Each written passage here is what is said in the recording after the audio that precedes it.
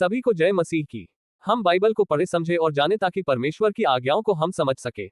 और पवित्र बाइबल में जो वचन है वह परमेश्वर के जीवित वचन है। अगर आप उसको ग्रहण करें तो परमेश्वर आपके लिए सब कुछ कर सकता है, क्योंकि परमेश्वर आप सभी से बहुत प्यार करते हैं।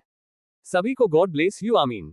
उत्पत्ति अध्याय 10। एक नूह के पुत्र जो शेम, हाम और येपेत थे, उनके पुत्र जल प्रलय के पश्चात उत्पन्न हुए। उनकी वंशावली यह है। दो येपेत के पुत्र Gomer, Magog, my, यावान, Tubal, Meshech और तिरास हुए। 3 और गोमेर के पुत्र अशकंज, रिपत और तोगरमा हुए। 4 और यावान के वंश में एलिशा और तरशीश और कित्ती और दोदानी लोग हुए।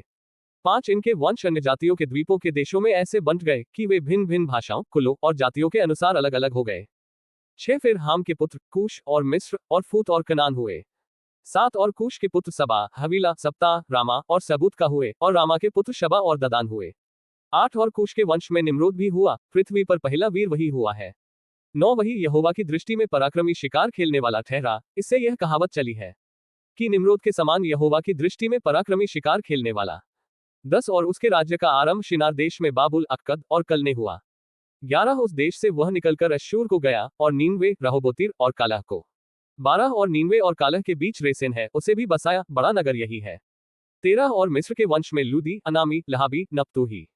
14 और पत्रुसी, कसलूही और कप्तोरी लोग हुए। कसलूहियों में से तो पलिश्ती लोग निकले।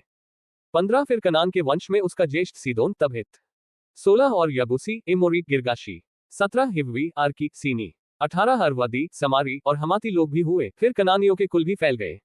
19 और कनानियों का सिवाना सीदोन से लेकर गरार के मार्ग से होकर अज्जा तक, और फिर सदोम और अमोरा और अदमा और सबोइम के मार्ग से होकर लाशा तक हुआ। 20 हाम के वंश में यही हुए, और ये भिन्न भिन्न कुलों, भाषाओं, देशों और जातियों के अनुसार अलग अलग हो गए। 21 फिर शेम, जो सब एबरवंशियों का मूल पुरुष हुआ और जो येपेत का ज्येष्ठ भाई था, उसके भी पुत्र उत्पन्न हुए। 22 शेम के पुत्र एलाम, अश्शूर, अर्पक्षद, लूद और आराम हुए। 23 और आराम के पुत्र उज, हूल, गेतेर और मश हुए। 24 और अर्पक्षद ने शेलह को, और शेलह ने एबेर को जन्म दिया।